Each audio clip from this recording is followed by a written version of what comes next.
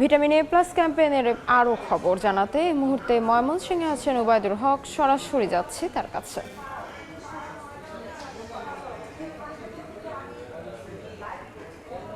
ওবায়দুল,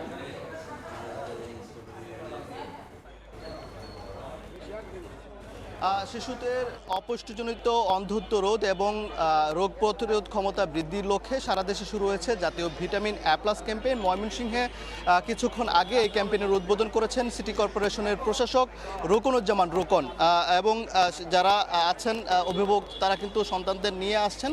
এবং ময়মনসিংহ নগরীতে কিন্তু প্রায় 60,000, এই 33টি ওয়ার্ডে প্রায় 60,000 শিশুর লক্ষ্যমাত্রা ধরা হয়েছে এ প্লাস ক্যাম্পেইনের জন্য। এর মধ্যে 6 মাস থেকে 11 মাস বয়সী শিশুর সংখ্যা হচ্ছে 9,522 জন, এবং 1 থেকে 5 বছর বয়সী শিশুর সংখ্যা কিন্তু রয়েছে 58,960 জন, এবং 6 মাস থেকে 5 বছর বয়সী প্রতিবন্ধীর সংখ্যা রয়েছে কিন্তু 228 জন।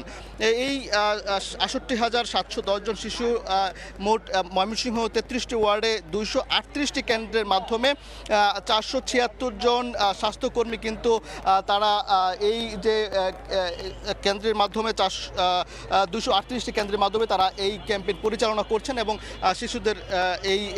শিশুদের এই ক্যাপসুল খাওয়াচ্ছেন। এছাড়াও এই ময়মনসিংহ জেলাতে কিন্তু 6 মাস থেকে 11 মাস বয়সী শিশু রয়েছে 93,713 জন, এবং 1 বছর থেকে 59 মাস অর্থাৎ 5 বছর বয়সী শিশুর সংখ্যা কিন্তু রয়েছে 8,24,718 জন, এবং এই মোট টিকা কেন্দ্রের সংখ্যা কিন্তু 3,519টি টিকা কেন্দ্রের মাধ্যমে এই এ প্লাস ক্যাপসুল খাওয়ানো হচ্ছে। এবং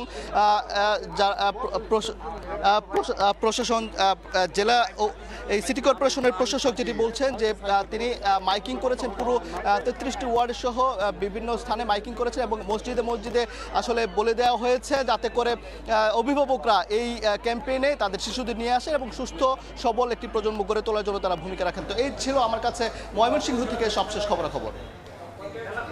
ময়মনসিংহ থেকে সরাসরি যুক্ত ছিলাম।